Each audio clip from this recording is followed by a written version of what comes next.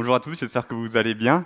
C'est un plaisir effectivement de pouvoir, comme le disait Arnaud, poursuivre notre chemin dans ce livre de l'Exode, qui est un livre merveilleux, qui a beaucoup de choses à nous enseigner. Et la semaine dernière, on a découvert ensemble un chapitre important de ce livre, le chapitre 20, qui est probablement un des textes les plus connus de l'Ancien Testament, qui contient les 10 commandements. Et on poursuit effectivement aujourd'hui notre chemin dans ce livre en restant dans le thème des commandements et des lois. Et on a un assez gros morceau à couvrir ensemble ce matin. Un texte long, puisqu'on doit couvrir ensemble la fin du chapitre 20, le chapitre 21, le chapitre 22 et une bonne partie du chapitre 23. Vous comprenez pourquoi maintenant on a un repas en commun ensemble aujourd'hui. J'espère que vous avez vos pique-niques prêts sur vos genoux. Non, je vous rassure, je vois la panique sur le visage d'Arnaud. On va tenir notre timing. Mais c'est un assez gros morceau à traverser ensemble, effectivement, aujourd'hui. Ces chapitres, pris dans leur ensemble, forment une unité que Moïse lui-même appellera un peu plus tard, au chapitre 24, le livre de l'Alliance. Ces lois qu'on va traverser ensemble aujourd'hui. 91 versets de lois qui couvrent, on va le voir, une très large variété de cas et de situations. Et beaucoup d'entre elles pourraient faire l'objet d'une étude détaillée qui nous mènerait bien sûr bien au-delà de notre temps ensemble ce matin. Mais puisqu'on les a ici dans leur ensemble, on va d'abord essayer de prendre un peu de hauteur sur ces versets, de voir comment ils s'inscrivent dans la grande histoire du livre de l'Exode. Et puis ensuite, on va se poser cette question, quel est le statut, quelle est l'utilité de toutes ces lois, qui parfois nous semblent bien étranges, quelle est l'utilité de ces lois pour nous aujourd'hui. Et c'est peut-être ça le tout premier challenge pour nous. Généralement, on aime bien l'histoire de Moïse. On aime bien lire comment le peuple a été libéré de l'esclavage. Il y a de l'action, il y a de l'intrigue, il y a des rebondissements. Et puis souvent, passé les 10 commandements, on décroche peut-être un petit peu. Je ne sais pas si ça vous arrive aussi dans vos lectures personnelles. On a souvent de l'appréhension en abordant ce type de passage dans l'Écriture. C'est des passages qui sont, c'est vrai, difficiles à comprendre, parfois qui nous semblent un peu barbants, un peu répétitifs, et c'est d'autant plus difficile pour nous que ces lois, ces textes sont très éloignés de nous culturellement et temporellement aussi. Et pourtant, ces chapitres, et j'espère que c'est ce qu'on pourra en retirer ensemble aujourd'hui, ces chapitres ont beaucoup de choses à nous dire sur Dieu et sur la façon dont il traite avec son peuple. Et ce serait une vraie erreur de considérer que ces chapitres sont une sorte d'aparté, comme si c'était une annexe qui avait été agrafée au dos du document principal. Au contraire, ces lois sont complètement intégrées à l'histoire du peuple, d'où ils viennent et à quoi ils sont appelés. Et pour voir ça, il suffit déjà simplement de regarder la structure et l'organisation de ces lois. Le livre de l'Alliance, ces chapitres de 20 à 23, est introduit et puis se clôture par des lois qui concernent le culte et l'adoration que le peuple doit à son Dieu. Les versets 22 à 26 du chapitre 20 sont un rappel clair du premier et du second commandement. Vous ne m'associerez aucune divinité. Vous ne vous fabriquerez aucune idole en argent ou en or. C'est un autel en terre que tu me construiras et tu y offriras des holocaustes et tes sacrifices de communion, tes pièces de petit et de gros bétail. Partout où j'appellerai mon nom, je viendrai vers toi et je te bénirai. Voici à nouveau ce Dieu qui prend son peuple et qui veut le bénir. Et puis, en clôture de cette série de lois, nous retrouvons des versets qui concernent les fêtes et le sabbat. Et toute cette section rappelle au peuple l'importance de l'honneur et du culte et du temps qu'ils doivent mettre à part dans leur vie, dans leur semaine, dans leur année pour célébrer leur Dieu. 3 fois par an, tu célébreras une fête en mon honneur. Tu célébreras la fête des pains sans levain. Pendant 7 jours, tu mangeras des pains sans levain au temps fixé, au mois des épis, comme je te l'ai ordonné, car c'est au cours de ce mois que tu es sorti d'Égypte. Le message est clair. Le livre de l'Alliance, ces 3 chapitres, rappellent aux Israélites qu'ils sont appelés à être une communauté d'adoration. Et c'est parfaitement cohérent avec l'ensemble de l'histoire de l'Exode. Dieu a pris ce peuple dans leurs conditions tellement imparfaites, dans leurs conditions de péché, marquées par 400 ans d'esclavage, marquées par 400 ans à être baignés dans cette nation païenne, violente et immorale. Et Dieu les bénit, Dieu les sauve, Dieu les rachète en les arrachant de cette condition. Et le but de ce que Dieu fait ici, parce que c'est le but qui est important, c'est ce qu'il nous rappelle au chapitre 19. Maintenant, si vous écoutez ma voix et si vous gardez mon alliance, on est dans le livre de l'alliance maintenant, si vous gardez mon alliance, vous m'appartiendrez personnellement parmi tous les peuples, car toute la terre m'appartient. Vous serez pour moi un royaume de prêtres et une nation sainte. Et donc, avec les 10 commandements, le livre de l'Alliance doit être considéré comme les termes de cette alliance que Dieu conclut avec son peuple. Un don de Dieu à son peuple. C'est un cadre législatif, un cadre légal qui doit permettre à ce peuple si imparfait de progresser vers le dessein que Dieu réserve pour lui. Le chapitre 20 d'Exode ouvre avec cette phrase « Je suis l'Éternel ton Dieu qui t'a fait sortir d'Égypte, de la maison d'esclavage ». Et voilà pourquoi on retrouve au sein même de ces lois, tout au long de ces lois, des références à ces deux réalités. D'où vient le peuple de sa condition d'esclavage et à quoi il est appelé, à devenir une nation sainte, une nation à part, une nation radicalement différente de toutes les autres nations sur la terre. Une fois qu'on a compris ce cadre, ce contexte, le message général suivant devient aussi assez net pour nous quand on regarde l'organisation de ces lois. Le Dieu d'Israël s'intéresse à tous les domaines de la vie de son peuple. Bien à contresens de notre conception moderne du sacré et du séculier, du religieux et du laïque, ces lois touchent à tous les aspects de la vie des Israélites. Il n'y avait pas d'hébreu du dimanche, ça n'existait pas. Et donc dans ces 3 chapitres, on retrouve des lois au sujet du droit du travail, des lois qui traitent du meurtre, de l'homicide involontaire, des agressions violentes, des lois relatives à la responsabilité personnelle en cas de dommages corporels, des lois sur l'invalidité, sur l'interruption de travail, des lois relatives à la responsabilité envers les animaux, que ce soit ses propres animaux ou ceux d'un voisin, des lois qui parlent d'argent, de propriété, de prêt. On retrouve des lois sur le vol, des lois au sujet de la responsabilité envers les biens qui ont été confiés ou loués à des personnes, des lois sur l'importance de la restitution et du dédommagement, des lois sur le mariage. On y traite sévèrement des pratiques abjectes mais courantes dans les autres peuples, des pratiques de sorcellerie et de bestialité. On y souligne l'importance, encore et encore, c'est un thème récurrent dans l'Exode, l'importance de la fidélité envers Dieu et la gravité de l'idolâtrie. On y retrouve des lois qui assurent ou qui ont pour but d'assurer que le peuple ait un souci tout particulier pour le traitement juste et bienveillant envers les personnes défavorisées et les personnes en marge de la société. C'est la justice sociale avant l'heure des hashtags. Il est question de justice, beaucoup, dans ces textes, et d'égalité devant la loi. Il est question de la gravité de tenter de pervertir la justice par le mensonge et la corruption. Et c'est assez incroyable, quand on traverse ces versets, de voir à quel point les catégories sont vastes et combien elles couvrent des situations qui touchent à tous les aspects de la vie du peuple. Rien n'est laissé de côté. Tout participe à faire d'Israël une nation qui est sainte et mise à part pour son Dieu. Et donc les anciens et les chefs du peuple auraient été appelés à lire ces textes, à s'en imprégner, à les méditer, à en essayer de comprendre la teneur, à en extraire toute la sagesse, pour ensuite l'appliquer et porter des jugements dans des cas qui auraient été probablement beaucoup plus variés que les exemples que l'on trouve ici dans ces chapitres. Et c'est bien comme ça qu'il faut comprendre cette série de lois.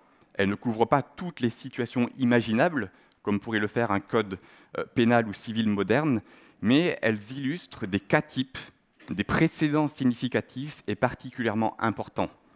Et les juges d'Israël auraient ensuite appuyé leurs décisions sur ces principes, sur cette sagesse au sein du peuple. Alors le texte est trop long pour nous permettre de faire un commentaire détaillé sur l'ensemble de ces lois, mais voici ce que je vous propose. On va prendre ensemble, dans quelques instants, plus particulièrement un aspect de ces lois qui débute au début du chapitre 21. C'est peut-être la partie la plus difficile à comprendre pour nous. Mais pour le reste de ces lois, ce que j'aimerais vous proposer, c'est quelques devoirs à faire à la maison, si vous voulez bien. Je vous invite cette semaine à parcourir ces lois et, plutôt que de les sauter, de les lire un peu vite, comme on a peut-être tendance à faire, d'essayer de bien prêter attention et d'essayer d'y voir 3 choses principales. Essayez de voir... J'ai perdu, je ne sais pas si on peut passer la slide. Voilà, essayez d'y voir tout d'abord ce que ces lois disent au sujet du caractère de Dieu, au sujet de sa justice, de sa sagesse, de sa compassion. Essayez d'y voir la très haute estime que Dieu a pour la pratique de la justice. Essayez d'y voir aussi sa compassion, son souci pour la protection des personnes les plus faibles et les plus démunies. Essayez de relever aussi les lois qui traitent de la sainteté de Dieu et de l'importance de lui rendre un culte et de l'honorer et de lui être fidèle. Regardez ensuite ce que ces lois disent au sujet de l'homme. Regardez les domaines que Dieu doit réguler à cause du péché de l'homme. Relevez toutes les difficultés qui sont causées par l'immoralité du peuple. Regardez aussi la haute valeur qui est placée sur la vie humaine. Regardez comment elle est appréciée et protégée.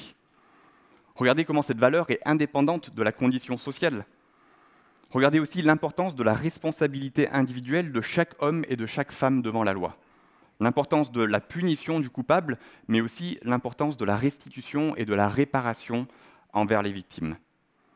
Et pour finir, bien sûr, replacer toutes ces lois dans leur contexte. Regardez comment elles accomplissent l'objectif de Dieu, de faire d'Israël une nation sainte.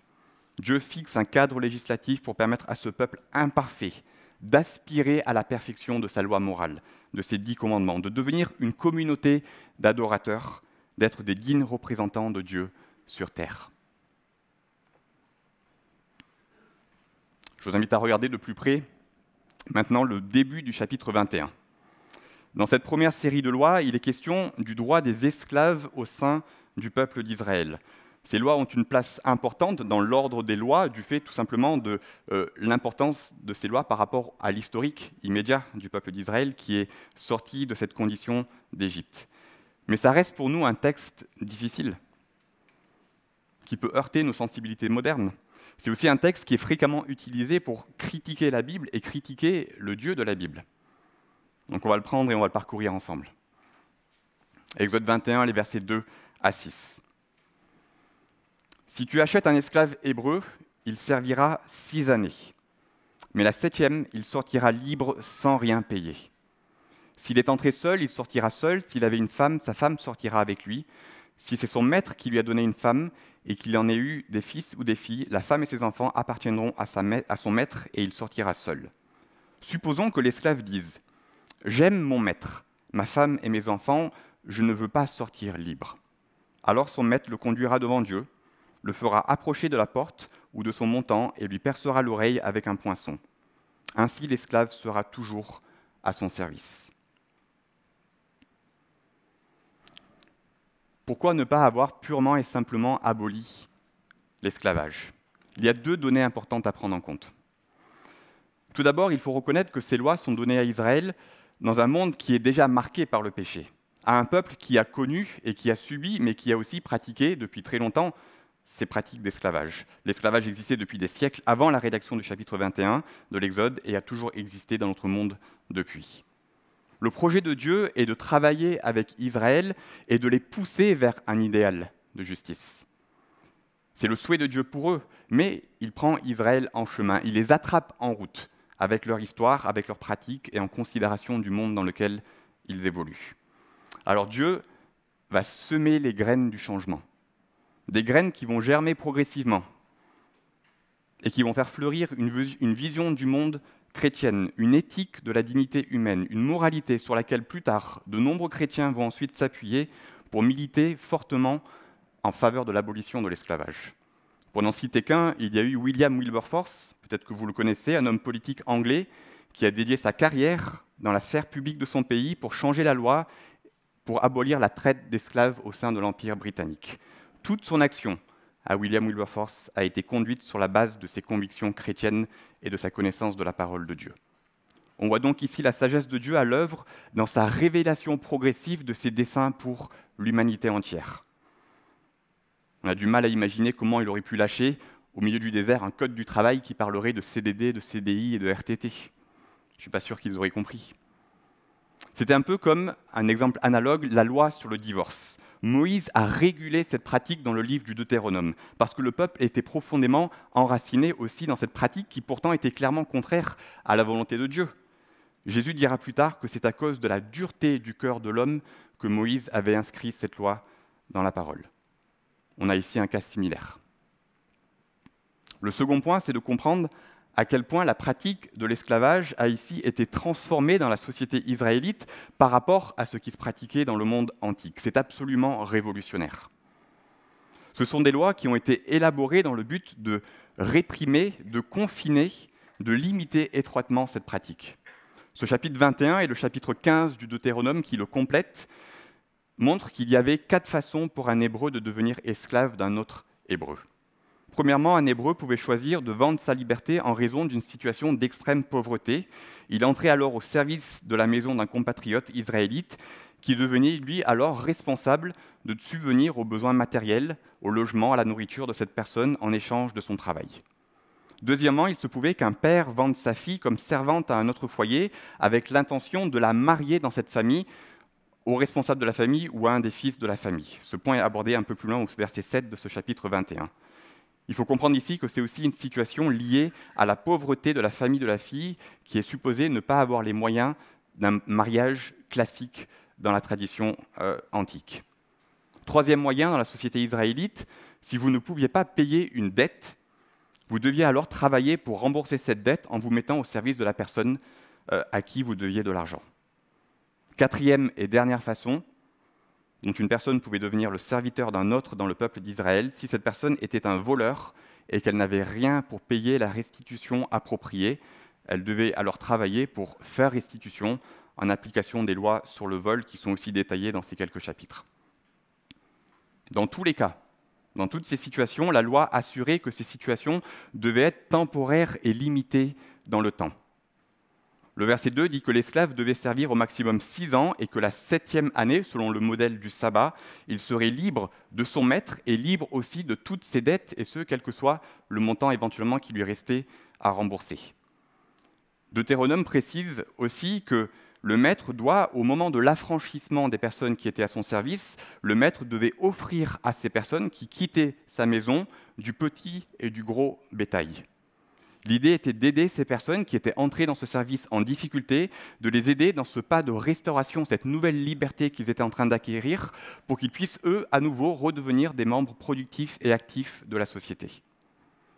Et on voit bien que dans toutes ces situations, il n'y avait aucune place pour l'enlèvement par la force, aucune place pour le travail forcé, pour la maltraitance ou pour l'exploitation à vie. Toutes des choses qui étaient prescrites par ailleurs dans la loi. Les maîtres sont appelés, en accord avec la loi de Dieu, à prendre soin de ceux qui sont sous leur responsabilité, à tel point d'ailleurs que la loi prévoit la possibilité pour le serviteur qui le souhaite de rester volontairement à vie dans la maison de son maître. On est très très loin des images que nous pouvons avoir les plus horribles de l'esclavage dans ses formes plus anciennes ou plus modernes. On peut aussi noter que ces lois ont une dimension pédagogique pour le peuple. Elles sont une façon d'inscrire dans ce code du travail un rythme qui fait écho au premier verset du chapitre 20 de l'Exode. « Je suis l'Éternel ton Dieu qui t'a fait sortir d'Égypte de la maison de l'esclavage. » Et donc chaque année, tous les 6 ans, la 7e année, un ensemble de personnes au sein du peuple retrouvaient joyeusement une liberté. Ils étaient restaurés dans leur statut, libérés de toute contrainte, libérés de toute dette. Et c'était comme ça un rappel perpétuel au peuple de ce que Dieu avait fait pour eux dans leur ensemble en les libérant d'Égypte.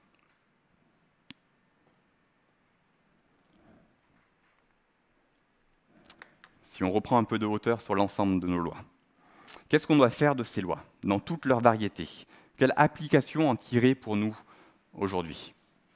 Pour répondre à cette question, on doit comprendre que nous sommes sous une autre loi aujourd'hui en tant que chrétiens.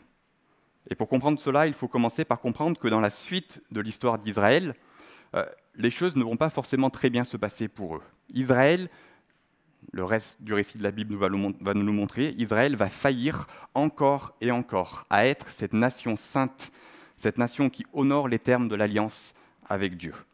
Et du coup, Dieu doit réagir. Voici ce que dit le prophète Jérémie à ce sujet. C'est l'Éternel qui parle ici au travers du prophète Jérémie.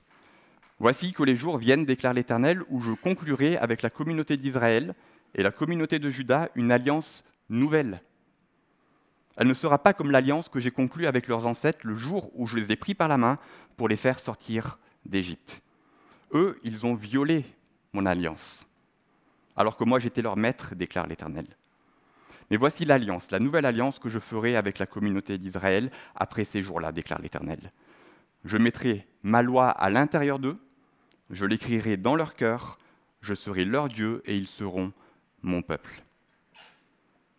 Une nouvelle alliance est devenue nécessaire parce que Israël avait un problème de cœur. La loi n'a fait que révéler ce problème en eux. Une nouvelle alliance est aussi devenue nécessaire parce que Dieu avait un plan pour toute l'humanité, pour tous les hommes, et pas seulement pour Israël. Il devait étendre les termes de son alliance. Parce que fondamentalement, l'homme, avec un grand H, tous les hommes, toutes les femmes, ont un problème de cœur quand il s'agit de la justice de Dieu. L'homme a un problème de cœur qu'aucune loi écrite dans la pierre ou sur le papier ne peut corriger. L'homme a un problème de cœur qu'aucune loi écrite dans la pierre ou sur le papier ne peut corriger. Et c'est pourquoi quand on arrive au Nouveau Testament et que les auteurs du Nouveau Testament réfléchissent et reflètent sur la place et le statut de la loi de Moïse, on retrouve des choses comme ce que nous avons ici. La loi a déclaré le monde prisonnier, le monde entier prisonnier du péché. La loi est devenue pour nous une malédiction. La loi nous a placés sous la contrainte ou sous le joug d'un esclavage. Israël a été libéré de l'esclavage en Égypte, mais l'humanité doit encore être libérée de l'esclavage du péché. Il faut donc une nouvelle alliance. Et l'histoire de Dieu qui veut bénir, qui veut restaurer l'humanité, qui veut ramener cette humanité tout entière à lui, cette histoire-là, elle est incomplète. Et les chapitres qui nous manquent pour comprendre sont les chapitres qui sont écrits par Jésus-Christ. Regardez ce que Paul nous dit à ce sujet dans Romains au chapitre 8. Il n'y a donc maintenant aucune condamnation pour ceux qui sont en Jésus-Christ, qui ne vivent pas conformément à leur nature propre, mais conformément à l'Esprit. En effet, la loi de l'Esprit qui donne la vie en Jésus-Christ m'a libéré de la loi du péché et de la mort. Car ce qui était impossible à la loi, parce que la nature humaine la rendait impuissante, Dieu l'a fait. Il a condamné le péché dans la nature humaine en envoyant, à cause du péché, son propre Fils dans une nature semblable à celle de l'homme pécheur. Ainsi, la justice réclamée par la loi est accomplie en nous qui vivons non conformément à notre nature propre, mais conformément à l'Esprit. Paul nous parle ici de ce qui était impossible à la loi parce que la nature humaine la rendait impuissante. Voilà le problème qu'avait Israël, voilà le problème que nous avons tous. Voilà le problème du cœur de l'homme qu'aucune loi écrite ne peut corriger. Dieu a beau nous révéler ce qui est juste, ce qui est bon, ce qui est vrai, ce qui est saint. Notre nature de pécheur rend cette loi impuissante dans nos vies. Alors il a envoyé à cause de notre péché son propre Fils qui a accompli à notre place la justice réclamée par la loi. Jésus a parfaitement incarné ces idéaux divins qui étaient inscrits dans la loi. Quand on le passait au crible de la loi, il était parfaitement sans faute. Et puisqu'il n'y avait rien de lui de condamnable, aucune faute à punir, il pouvait lui seul, par amour pour nous, porter le châtiment que méritaient nos propres fautes. C'est pourquoi l'apôtre Paul peut nous écrire cette merveilleuse vérité. Et je ne sais pas s'il y a une vérité plus merveilleuse qui ait déjà été écrite pour l'humanité. Il n'y a donc maintenant aucune condamnation pour ceux qui sont en Jésus-Christ. Quand nous venons à Jésus par la foi, quand nous venons à lui reconnaître et confesser notre incapacité à obéir à la loi de Dieu, 3 choses se passent pour nous. Christ prend sur lui la condamnation de nos fautes. Ensuite, Christ nous offre sa justice et son obéissance. Christ ensuite nous donne son esprit, qui est une nouvelle vie en nous par laquelle Dieu écrit dans notre cœur, dans notre vie, sa loi. Et alors seulement, et seulement alors, se produit en nous une obéissance joyeuse à ses commandements. Au fond, ce à quoi on est appelé en tant que chrétien ressemble beaucoup à ce que faisaient ces esclaves hébreux autrefois qui s'attachaient volontairement à leur maître pour toute la vie. Vous vous souvenez du texte tout à l'heure dans Exode 21 ? Ces personnes sont placées sous la conduite de leur maître, mais le moment venu de l'affranchissement, au bout des 6 années, ils disent « J'aime mon maître, j'aime sa maison, laissez-moi rester auprès de lui ». Tous les hommes Toutes les femmes sont placées sous la garde du Maître avec un grand M. Nous sommes tous appelés à suivre la loi de Dieu. Mais pour nous qui avons placé notre espoir en Christ, nous sommes pardonnés, lavés de nos péchés, nous recevons une nouvelle vie par son Esprit, une nouvelle vie qui ouvre nos cœurs, qui ouvre nos yeux pour nous permettre de voir combien notre Maître est bon, combien sa loi pour nous est bonne et combien son fardeau est en fait léger. Et alors seulement on est libre de dire « Seigneur, je t'aime, Seigneur, je choisis librement de rester à ton service dans ta maison. » L'esclave hébreu recevait la marque d'un poinçon à son oreille pour marquer son attachement à vie à son maître. Lorsque nous nous abandonnons à notre Dieu, nous recevons pour marque son esprit que nous ne pourrons jamais perdre. C'est ce chant qu'on a chanté tout à l'heure, car Dieu a tant aimé le monde qu'il a donné son Fils unique. Par sa grâce, il m'a franchi. Par son amour, je suis libéré. Et maintenant libre de le servir. Vous vous souvenez de William Wilberforce ? On en a parlé tout à l'heure. Je vous donne son nom avec mon meilleur accent français. Ce chrétien, homme politique, qui a été une figure importante et décisive dans l'abolition de la traite des esclaves dans l'Empire britannique, avait publié un livre qu'il a écrit au cours de son combat politique pour noter que de nombreux chrétiens à son époque étaient ce qu'il appelait des chrétiens de nom, des chrétiens culturels. Des chrétiens qui cherchaient à avoir une vie juste et morale devant Dieu, mais qui surtout n'avaient aucune notion, aucune compréhension du don gracieux de la justification que l'on trouve en Jésus-Christ. Ces personnes, il disait, avaient compris l'évangile complètement à l'envers. Un faux évangile, incapable de transformer les cœurs, incapable de changer une vie et encore moins capable de changer une nation. Ces personnes étaient tout simplement esclaves de leurs péchés. Alors voici ce qu'il a écrit. Le vrai chrétien sait que sa sainteté, son obéissance ne doit pas précéder sa réconciliation avec Dieu ou en être la cause. Il sait au contraire que sa sainteté doit suivre sa réconciliation avec Dieu et en être l'effet. Voilà en quoi consiste la foi en Christ qui justifie le chrétien aux yeux de Dieu. En mettant les choses dans le bon ordre, en tant que disciple de Christ, marchant par l'Esprit, Wilberforce a contribué à réveiller les chrétiens de son pays et à transformer des cœurs et des vies. Le résultat dont les livres d'histoire se souviennent, c'est un changement de la vision morale du pays qui a permis d'abolir la traite. Mais le résultat éternel, le résultat invisible des livres d'histoire, ce sont des personnes qui ont été libérées de l'esclavage du péché pour l'éternité et par l'œuvre de Christ dans leur vie. Des personnes qui ont réellement vécu la loi de l'Esprit dont nous parle Paul. Alors pour comprendre ce que nous, on doit faire avec ces chapitres d'Exode 21, 22, 23, nous devons d'abord saisir cette réalité de la vie par l'Esprit que nous livre Paul. En effet, la loi de l'Esprit, que Paul appelle aussi par ailleurs la loi de Christ, nous donne la vie en Jésus-Christ. Et cette loi m'a libéré de la loi du péché et de la mort, nous dit Paul. À quoi ressemble la loi de l'Esprit qui donne la vie en Christ ?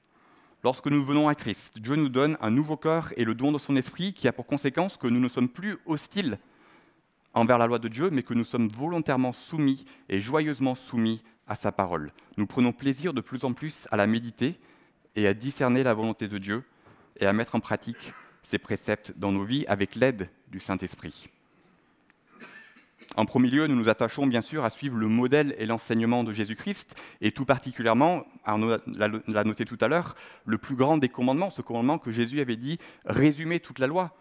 Tu aimeras le Seigneur ton Dieu de tout ton cœur, de toute ton âme, de toute ta pensée et de toute ta force. Et le second commandement qui va avec, tu aimeras ton prochain comme toi-même. Ces deux versets résument la loi. Ensuite, nous sommes appelés à suivre l'enseignement des apôtres que Jésus a directement missionné pour partager et pour être ses témoins. Et puis quand nous lisons la loi de Moïse, quand nous venons à ces textes qui sont difficiles, les chapitres 21, 22, 23 par exemple de ce livre de l'Exode, nous pouvons dire avec confiance, avec Paul, que nous ne sommes plus sous cette loi. Nous pouvons dire avec Paul que nous sommes serviteurs d'une nouvelle alliance, non de la lettre, mais de l'esprit. Nous pouvons dire que nous sommes libres de cette loi et qu'elle n'est plus pour nous une autorité directe comme elle a été pour le peuple d'Israël. Mais ça ne veut pas dire qu'elle n'a rien à nous dire. Ça ne veut pas dire qu'elle est sans effet, qu'elle est sans utilité pour nous. Nous ne sommes pas libres de faire comme si elle n'existait pas. Paul nous dit aussi que toute l'Écriture, dans son ensemble, est inspirée de Dieu et utile pour nous enseigner et pour nous instruire dans la justice. En tant que chrétiens, nous devons prendre à cœur ces lois, non pas d'une manière légaliste, mais comme un modèle de conduite, une source de sagesse, comme une révélation du caractère de Dieu et de ce qu'il souhaite pour son peuple. On doit bien sûr aussi prêter attention aux quelques fois où Jésus ou ses apôtres ont spécifiquement relevé certaines des lois de Moïse pour les appliquer à notre situation dans la Nouvelle Alliance. Mais au-delà de ça, d'une manière générale, il ne s'agit pas pour nous de dire comment est-ce que je peux appliquer telle ou telle loi dans ma vie aujourd'hui. La bonne question serait plutôt comment est-ce que l'Esprit peut parler à mon cœur pour utiliser ces textes dans ma vie pour mieux vivre une vie qui honore Christ. Au fil de notre vie chrétienne, qui parfois, il faut l'admettre, est bien imparfaite, au fil de notre vie chrétienne, l'Esprit produit en nous, petit à petit, un comportement qui est sain et qui est agréable envers Dieu. Et pour cela, l'Esprit utilise la parole de Dieu dans son ensemble, notre saturation de nos pensées dans la parole de Dieu. On a une responsabilité vis-à-vis de ça. L'Esprit utilise aussi notre discernement, notre maturité, notre sagesse qui s'aiguise au fil de nos années de vie chrétienne. L'Esprit utilise aussi nos échanges avec nos frères et sœurs dans l'Église, qui eux aussi peuvent, par leur connaissance de la parole, par leur expérience propre, nous enseigner, nous exhorter et nous reprendre quand cela est nécessaire. La loi de l'Esprit est une loi vivante, écrite dans nos vies, écrite dans nos cœurs. Je remercie Arnaud pour le choix du texte qu'il a lu tout à l'heure, qui fait parfaitement écho à ça. Cette parole que Moïse avait dit et que Paul reprend dans Romains, qui doit être tout près de nous, dans notre bouche et dans notre cœur. Voilà à quoi nous sommes appelés. Je vous laisse ce dernier verset en conclusion. De même, mes frères et sœurs, vous aussi, vous avez été mis à mort par rapport à la loi à travers le corps de Christ pour appartenir à un autre, à celui qui est ressuscité, afin que nous portions des fruits pour Dieu. En effet, lorsque nous étions livrés à notre nature propre, les passions pécheresses éveillées par la loi agissaient dans nos membres, de sorte que nous portions les fruits pour la mort. Mais maintenant, nous avons été libérés de la loi, car nous sommes morts à ce qui nous retenait prisonniers, de sorte que nous servons sous le régime nouveau de l'Esprit, et non sous le régime périmé de la loi écrite. Venons à Christ. Régler le problème de notre cœur que aucune loi écrite sur le papier ou dans la pierre ne pouvait régler. Venons à Christ pour trouver cette vie de l'Esprit qui nous anime et qui produit en nous la volonté d'obéir joyeusement et pleinement à notre Dieu, qui nous libère de notre esclavage au péché. Alors nous serons à ce moment-là ceux qui rempliront cette promesse que Dieu avait laissée à son peuple. Nous serons une nation sainte, un royaume de prêtres, mis à part pour Dieu et pour sa gloire. Que le Seigneur nous bénisse à travers toute sa parole. Amen.